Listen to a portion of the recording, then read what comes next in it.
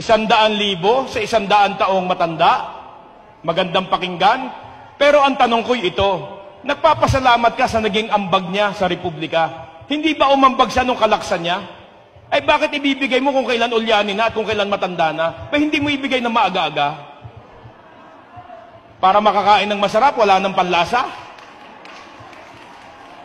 Nanay, tatay, para makapamasyal kayo, paano kayo mamamasyal na 100 taon? 100 taon, na-attend kayo ng meeting ko? Baka nakahiga kayo sa papag o sa kama. Kung hindi naka-wheelchair, tama na ho. Para mag-enjoy, ang sabi ng DSWD, kinakailangan ng patunay o pruweba o ebidensya na yung 100,000 natanggap ng nanay o tatay na matanda. Ang nanay ay nakanganga, hindi naman alam ang nangyayari. Mahina na ang pandinig, malabo pa ang mata. Ay, anong gagawin? Ipinatong ang 100,000 sa dibdib ng nanay, pinitsuran. Dinatanggap na nga naman para mag-enjoy. Pag alis ng DSWD, babag-babag ang anak at apo.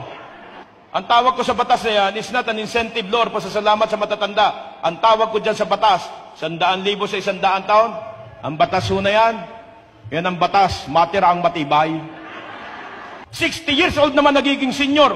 Ang matatanda, ibigay na ang 60,000 pag nag-60 years old. Matanda, 60. Sabi ng batas, salamat sa matanda. Ay di salamat sa 60 years old, 60,000 pesos.